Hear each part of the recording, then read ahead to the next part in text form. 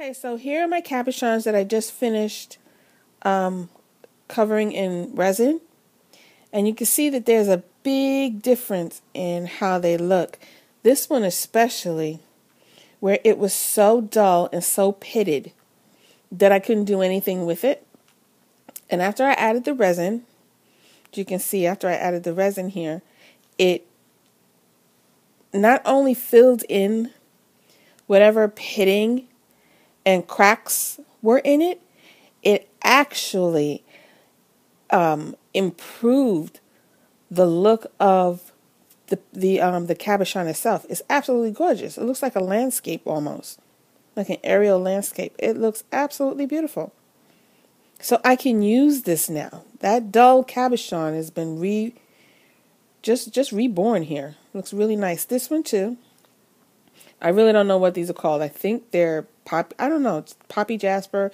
If I remember, or I find out, I'll put it on the blog or down below. But the inclusions are so much more pronounced after I added a layer of resin to them. Okay. This one, I think this is a leopard jasper or crazy horse jasper. Again, this one was rough, not polished, very pitted. You can actually felt the texture of the gemstone. But I added a layer of resin and it just filled in all of the imperfections in that stone. I absolutely love it. These, remember I showed you these were prominent. These were two cabochons, and it looks like, judging from the color and the inclusions when I first got it, it looked like it was cut from the same stone.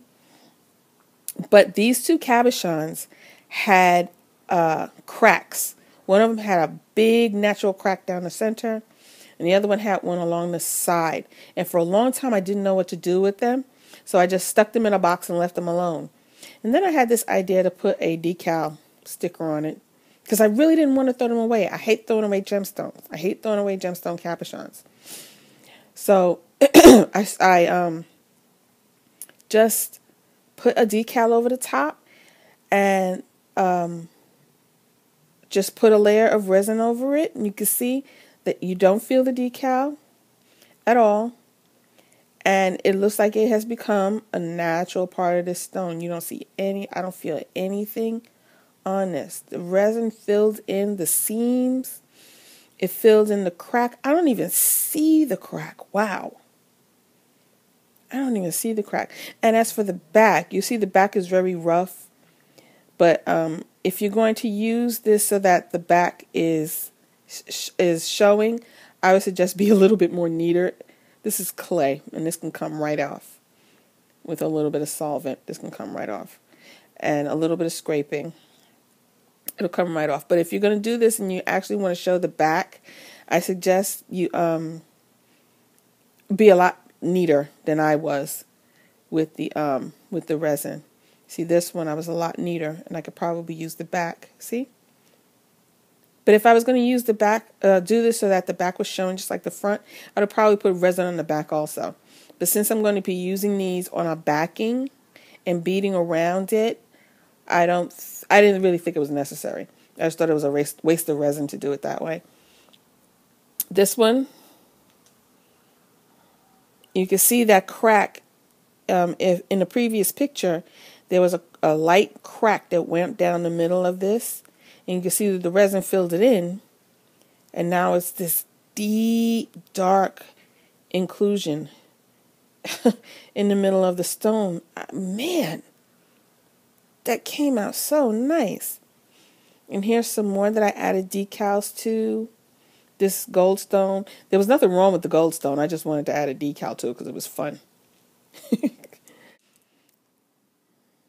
This one also, it wasn't polished. And the resin not only shined it up, but it just enhanced the inclusion so you can see all of the wonderful texture in this. So nice. Here's another one. I think this is a jasper.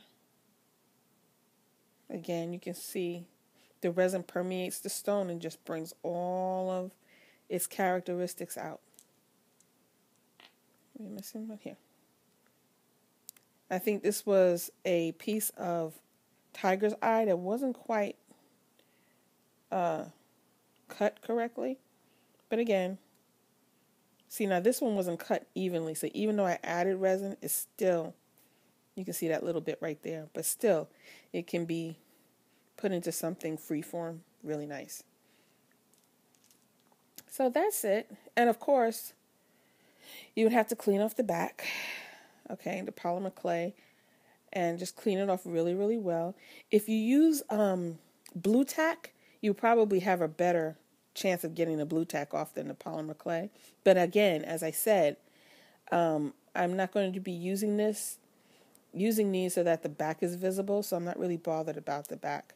And that's an amethyst, by the way, that I was holding. Okay, so you would clean off the polymer clay, and basically, you're ready to go. You're ready to reuse these things, or ready to use them, you know. And I am very, very, very pleased with this.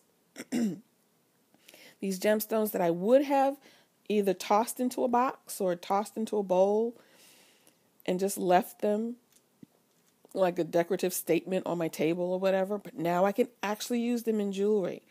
So if you ever want to embark on this, this is a great way to reconstitute any gemstones that you get from a grab bag or a sale and they're just not looking their best.